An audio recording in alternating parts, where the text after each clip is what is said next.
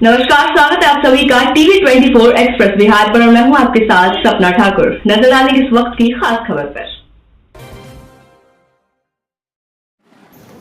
गरबनडंगा थाना क्षेत्र अंतर्गत प्रगेश लाल राय हत्याकांड का महज 36 घंटों में उद्भेदन हुआ है।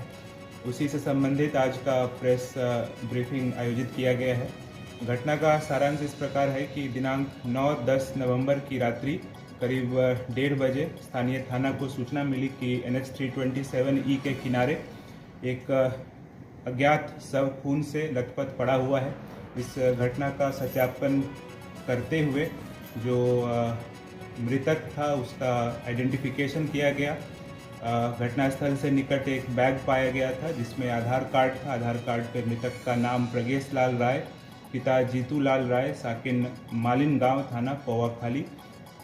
और इस संदर्भ में जो मृतक के परिजन थे उनको सूचना दी गई और उनके परिजनों का बयान लिया गया। और इस संदर्भ में जो मृतक की मां है उनके द्वारा कांड प्रतिवेदित किया गया, जिसमें उनकी बहू पर संदेह व्यक्त किया गया। और इसके अलावा जो गालिब सदान नाम के व्यक्ति हैं जो कि लवर थे बेसिकली मृतक की पत्नी के, तो घटना का उद्भेदन करने के लिए एक टीम का गठन किया गया, FIR दर्ज किया गया है। और इस संदर्भ में जो मोटिव आया है क्राइम का, जो षड्यंत्र रचा गया था, मुख्य षड्यंत्रकर्ता के रूप में जो मृतक की पत्नी है बतासी देवी है, उनके द्वारा अपने लवर के माध्यम से और अन्य अभियुक्तों के सहयोग से इस घटना को कारित किया गया था। इसमें टोटल 4 व्यक्तियों की गिरफ्तारी अभी तक हुई है। इसमें 2 और व्यक्ति हैं जो कि इस घटना में संलिप्त थे, अभी फरार चल रहे हैं। शीघ्र ही उनकी गिरफ्तारी सुनिश्चित की जाएगी। तो गिरफ्तार व्यक्तियों का नाम कुछ इस प्रकार है। बतासी देवी हैं जो मृतक की पत्नी है, और मोहम्मद वकील हैं, पिता इशाक, जो कि समला भिट्टा थाना ठाकुरगंज के रहने वाले हैं। ये पहले भी एक मर्डर केस में जेल जा चुके हैं। इसके अलावा राहिद आलम है, पिता रज़ेबुल आलम, साकिन सुखान दिघी, ये दिगल बैंक थाना क्षेत्र के रहने वाले हैं। और नूर मोहम्मद हैं, ये पूर्व में चोरी के केस में जेल जा चुके हैं। और इनका जो निवास है वो ठाकुरगंज जीरन गाछ के रहने वाले हैं। तो इन लोगों ने एक षड्यंत्र रचते हुए जो मृतक थे उनको पहले नशा का टैबलेट दवा खिलाया, गोली खिलाया, उसके बाद उनको लेकर के गए और रात्रि करीब 11 बजे अपने पति को एक उजले रंग के स्कॉर्पियो में जो लवर थे और जो अन्य अभियुक्त जिनकी गिरफ्तारी हुई है उनके साथ मिलकर के गाड़ी में बैठाया गया। पौवाखाली जो हाईवे है उस पर ले जा कर के ताड़ाबाड़ी एवं पुनिया के बीच हाईवे पर उनको उतार दिया गया। और 2 व्यक्ति उनका हाथ पकड़े हुए थे और जो शेष व्यक्ति थे उनको स्कॉर्पियो से एक्सीडेंट का रूप देने का, जिसको ऐसा प्रतीत हो रहा है कि प्रयास किया गया था। परंतु पुलिस के अनुसंधान में यह बात स्पष्ट हो गया कि हत्या के उद्देश्य से यह पूरे घटना को कारित किया गया था। इस टीम में DSP 2 Thakurganj Shri Manglesh Singh, DSP probationer Abhinav Parasar, Garbandanga थाना के थानाध्यक्ष धनजी कुमार, पौवाखाली थानाध्यक्ष आशुतोष मिश्र एवं तकनीकी शाखा के सिपाही मनीष एवं इरफान शामिल थे। इसमें जो स्कॉर्पियो है, जो ब्लड उस पर पाया गया है, जो उसका मडगार्ड है, उसका कुछ अंश घटनास्थल के पास भी पाया गया था। तो ये संपूर्ण साक्ष्य को संकलित करते हुए शीघ्र ही आरोप पत्र समर्पित करने का निर्देश दिया गया। सर, 2 अभियुक्त फरार चल रहे हैं, वो अभियुक्त का नाम सर? जो अभियुक्त फरार चल रहे हैं उसका नाम अभी बताना बहुत उचित नहीं होगा, क्योंकि हम लोग गिरफ्तारी का प्रयास कर रहे हैं, लेकिन एक उनके लवर हैं और एक और व्यक्ति है। शीघ्र जब उनकी गिरफ्तारी होगी तो आप लोगों को सूचित किया जाएगा। ये बड़ा निर्मम तरह से घटना हुई है और इसकी जितनी भी घटना की जाए कम है। ये प्रगेश राय बोल के बेचारा गरीब हरिजन दलित परिवार से लड़का था, जो पूरे घर में कमाने खिलाने वाला, ये बूढ़े माँ बाप को, बच्चों को, सबको खिलाने पिलाने वाला वही था।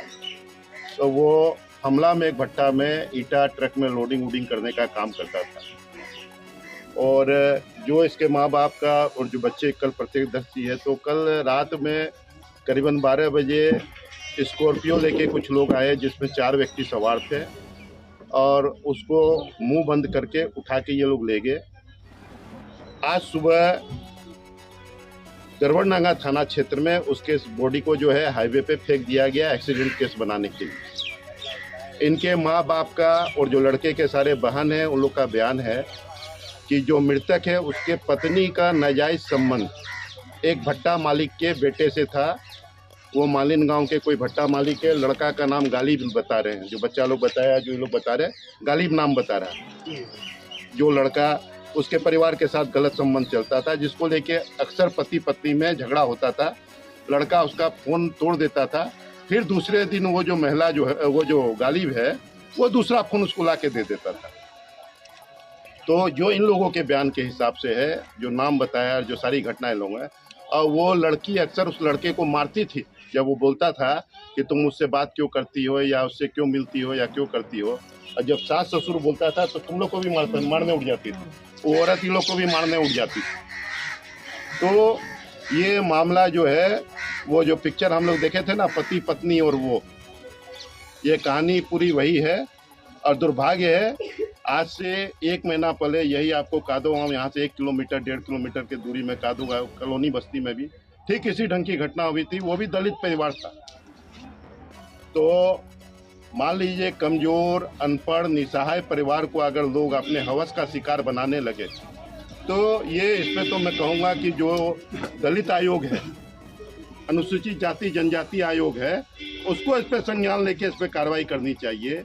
ये सारी घटनाएं, और मेरा प्रशासन से एक ही आग्रह है कि उसके वाइफ को इसमें किसी कीमत पे कंप्लेनेंट नहीं बनाया जाए, क्योंकि she is already suspected, most suspected.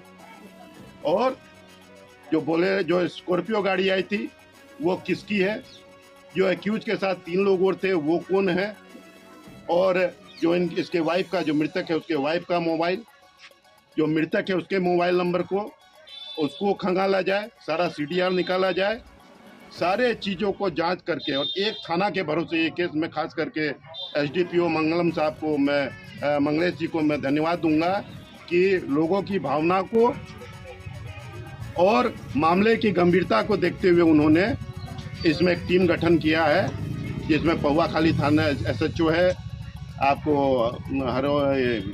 गरबंडांगा SHO है, और जो हमारे यहाँ जो प्रशिक्षु DSP साहब हैं, नए नौजवान हैं, काफ़ी कर्मठ है, उनकी एक टीम उन्होंने बनवाई है। अपने देख रेख में वो इस केस का मॉनिटरिंग करेंगे, और हमें पूरा विश्वास है प्रशासन पे। और ये जो मामला इस ढंग का हो रहा है, ये कतई बर्दाश्त के योग्य नहीं है। दलित परिवारों के साथ अगर इस ढंग की घटना होते रही, क्योंकि अभी हम लोग पुलिस के प्रशासन के जो अभी जो फिलहाल जो कार्रवाई है, उससे हम लोग संतुष्ट हैं। नहीं तो हम लोग आज इस बॉडी को नहीं जलने देते। हम लोग NH पे इस बॉडी को रख के तब तक इस बॉडी को डिस्पोज नहीं करते जब तक कि एक्यूज की गिरफ्तारी नहीं। जैसे ये इस पे जो है प्रदेश अनुसूचित जाति जनजाति आयोग को भी इस पे इनिशिएट लेना चाहिए। माननीय मुख्यमंत्री तक भी अगर हमारी आवाज़ पहुंचती है तो उनको, वो औरत जो है, मुझे शक है, प्रशासन से मेरा आग्रह है कि वो औरत 2-4 दिन में कहीं भाग नहीं जाए। और मुझे 100% शक है, वो जब उसको फांका मिलेगा पेशाब पे खाना के बहाने, वो औरत निश्चित यहाँ से भागने का काम करेगी। तो सबसे पहले उस औरत को कस्टडी में लिया जाए। जयेश कुमार राय हैं। तो संदिग्ध परिस्थिति में कल लगभग पुलिस को सूचना 1 बजे आधी रात में मिली थी कि उनकी मतलब थोड़ी पड़ी हुई है। तो इस संबंध में जो भी अग्रतर कार्रवाई थी वो करते हुए हम लोगों ने पोस्टमार्टम के लिए डेड बॉडी भेज दिया। इस संबंध में जो भी हर पहलू पर हम लोग जाँच कर रहे हैं कि किस मृत्यु का कारण क्या है, और जांच के बाद जो भी बात सामने आएगी उसके अनुसार विधि सम्मत कार्रवाई की जाएगी। प्रथम दृष्टया क्या है? प्रथम दृष्टया तो वहाँ पे देखने के बाद तो ऐसे लग रहा था कि एक्सीडेंट है, लेकिन इसमें उनके पिता द्वारा कुछ आरोप लगाया गया है, मृतक के पिता द्वारा, कि इसमें संदिग्ध परिस्थिति में उनकी मौत हुई है, तो पिता का कुछ आरोप है। तो इसलिए हम लोग देख रहे हैं कि ये एक्सीडेंट का मामला है कि मार के मार रखा गया है, कि क्या क्या इसमें सच्चाई हो सकती है। हर पहलू पर हम लोग जाँच कर रहे हैं। बच्चा सब कह रहा है कि रात को